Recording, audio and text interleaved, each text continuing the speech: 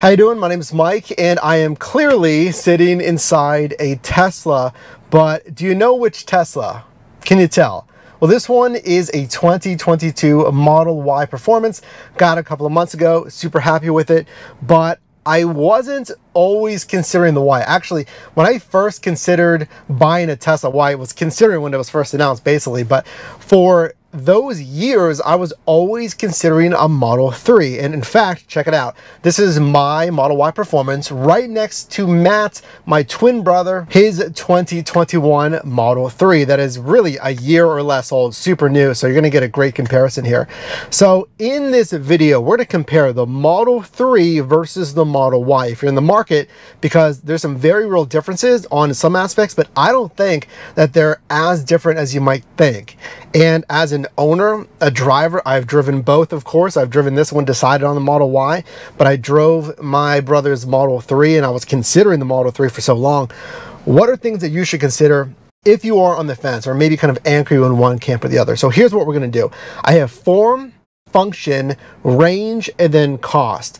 And look, this is going to be a real world owner driver feedback kind of video for you. There's tons of videos going over specs. You can go over the specs as well. Obviously the Model Y is bigger, but I want to give you a real world honest take on these vehicles. So number one, let's start with that form factor. Let's just get it out of the way first, right? So clearly you get the size difference with the Model Y. It is a bigger vehicle. So you're going to get 2 inches in width gain and 7 inches in the height. That is clearly where the Y stands out. And I mean, let's be real here, through a lot of the line, especially the Model 3, you know, the Y, maybe the X, those that aren't super versed in the Tesla lineup, it's kind of hard to tell the difference. Again, especially with the 3 and the Y. So the easiest way to tell this thing is taller, and you can kind of notice that with that height. I mean, other than the form with the width and the height, what else is different with the form factor?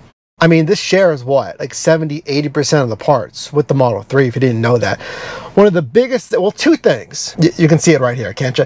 So this uninterrupted piece of glass on the roof here, I love it. I love it. It's astounding that this can be engineered. I never would have thought, basically. Just for some context, I'm not coming from fancy cars. I came from a 2010 Dodge Caliber, and I have a used 2015 Volkswagen Passat, and then I got this vehicle. But it's astounding. I mean, this thing looks awesome. It's amazing, the aesthetic of it. And by the way, folks, because we don't have a separate subject on this, safety, Tesla's lineup, you may know this, you may not, but it's really the safest cars ever built. It's right up there, highest NHTSA crash safety rating across all categories. It doesn't matter if you go with the 3 or the Y. Let's just consider that firstly. These are some of the safest vehicles ever made. That's including this, which is incredible. It looks great. So that's number one. Matt's car has a bar right here. So get a bar going right across, and it's just 2 different pieces of glass. Still looks great, and it still looks incredible. Of course, this doesn't, you know, retract. So there's that, you know, food for thought there. Number 2, biggest difference. This is a big difference that comes along with the form factor of the vehicle. The Y, you get the hatchback. So what's 2 things you might consider with a hatchback? Number 1, security, because it's not a closed trunk like Matt's Model 3.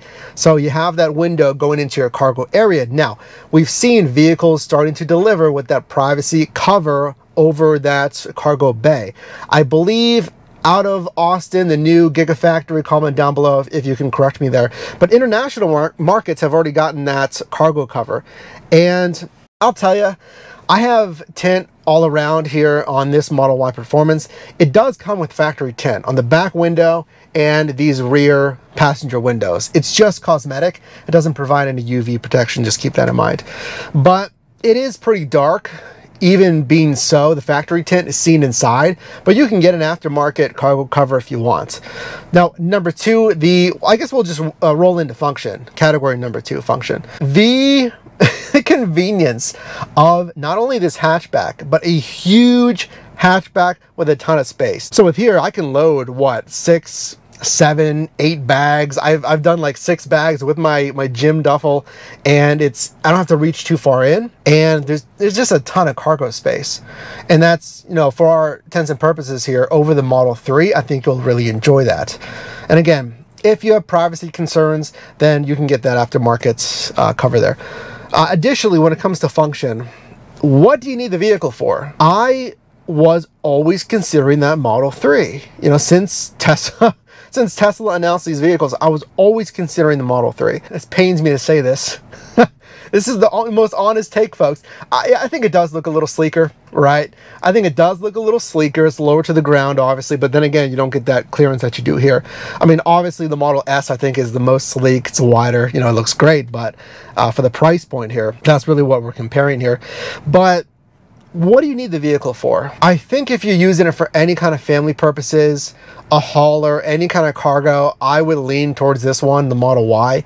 I went to IKEA, put these seats down, and I could easily slide something between that cargo bay up into this middle section. By the way, that reminds me, when these seats go down, obviously you just have that, you know, fabric, whatever it is, on the back of the seats.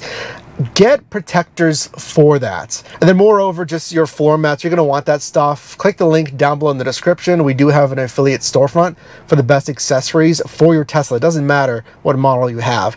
That's one of the best purchases I've ever made. Floor mats, and then the cargo liner as well. But anyway, if it's a family hauler or just like hauling stuff, bigger items for whatever reason, I think it's no question. You lean towards the Y.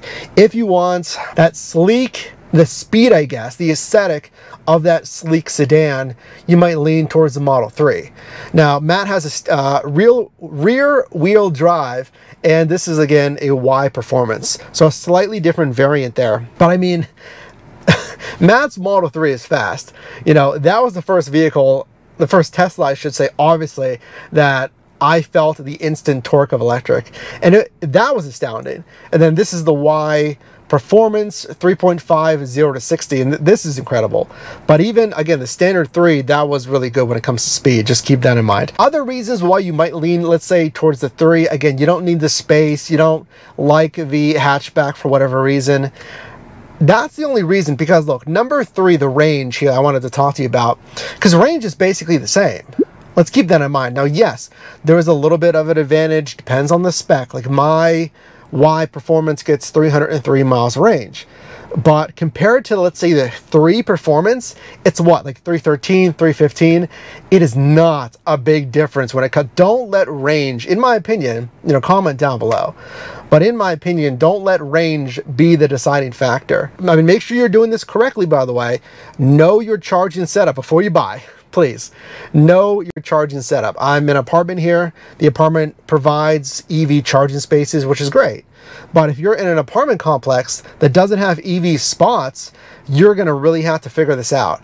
You know, maybe talk to the landlord, like, hey, is it feasible for me to run a cable? I've seen it done, you know, here in Pittsburgh, you know, outside to my spot, what have you. Or, of course, if you're in a home, make sure you get the right charging methods, outlets, what have you. But when it comes to range, I have no complaints with range. You know, 303 miles of range. It's only getting better as this tech improves. You're getting software updates no matter what model you buy to improve the software and possibly, you know, the engineering behind this vehicle. Even if you get the long range, I'd say. Like, let's think of that. Well, you know, should I get the long range over performance? That's up to you. You know, there I'm going to ask you the same question. You know, what do you really value more? Do you want to squeeze out X amount more miles of a long range? And this can be any variant, the 3 or the Y. Or do you want the aesthetic and the speed? That's basically what. That's like the only thing you gain from a performance variant. You get the aesthetic, the sport alloy pedals, lower suspension, performance brakes, the carbon fiber spoiler. Did I miss something? I think that's everything. And then obviously you get to the faster speed. But if you don't need the speed, if you don't, oh, the wheels, what am I thinking? I knew there was something. The Uber Turbine Beast 21-inch wheels, they look wild. I love them. But if you don't need the aesthetic, if you don't need the speed, then yeah, I mean, you might value the miles over the aesthetic and the speed there. And then lastly, cost. This is big. I mean, you're spending a premium on these vehicles. Let's be real here and listen to this. I got this vehicle, what, back in March, I believe, just a couple of months ago at the time of filming this video. Matt's Model 3 is about, I think, a year old, maybe less. But, you know, these are new vehicles. You're spending a premium. This is by and large the most money I've ever spent on a vehicle. But I, believe in the tech, probably like you. I like the advancement of the EV space and obviously the aesthetic of the vehicle itself. When I was considering cost, I was looking at basically standard Model 3. Okay. I would say for you, I mean, obviously I'm not a financial advisor. It's what makes sense for you. If you can go, if the Y checks off the boxes, like I mentioned, if you want the headroom a little bit wider, the cargo bay with the hatchback, it's bigger.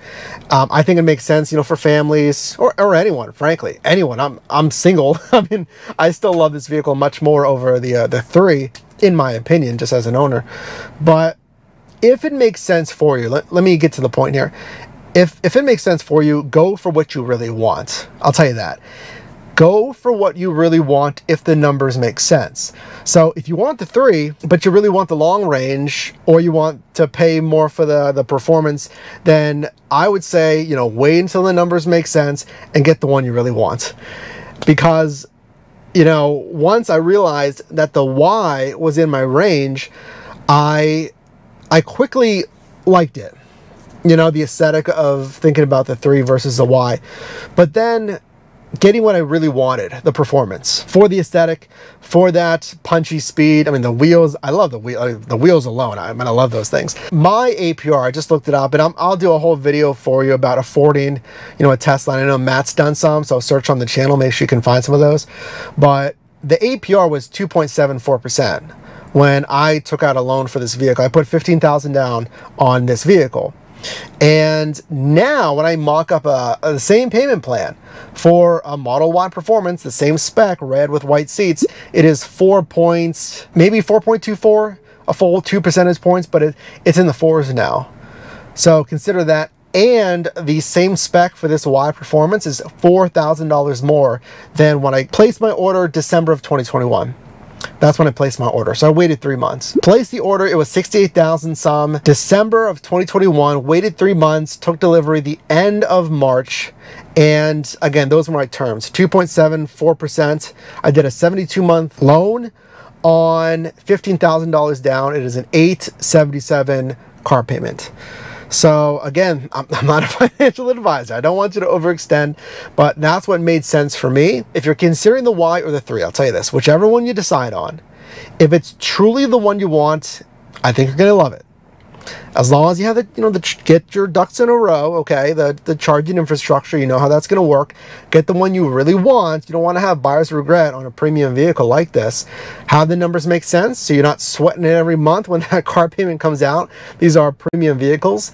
And subscribe here. I mean, frankly, subscribe here. Matt's following this a lot closer than I am. I like to help out on the channel here. By the way, if you want to check out my channel, I help you make money in different side hustles. I always got to throw the plug on here.